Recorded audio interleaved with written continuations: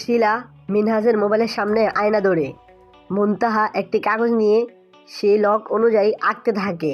মিনহাজ কীভাবে লক খোলে। লক আঁকা শেষ হলে শিলা বাইরে গিয়ে দরজায় নক করে। তখনই মিনহাজ দরজা খুলতে যায় আর শিলা উপর দিকে দৌড় মারে। তখন মিনহাজ কাউকে দেখতে পায় না, সে খোঁজে। আর এইদিকে মুনতাহা মোবাইল খুঁজতে থাকে, কিন্তু মিনহাজ মোবাইল তার সাথেই নিয়ে যায়।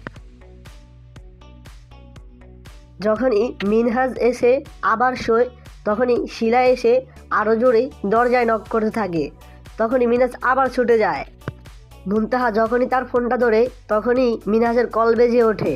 মুনতাহা ফোনটি রেখে দেয়। মিনহাজ ফোনে কথা বলতে থাকে। অনেকক্ষণ কথা হওয়ার পর তখনই শিলা এসে আবার জোরে জোরে দরজায় নক করতে থাকে।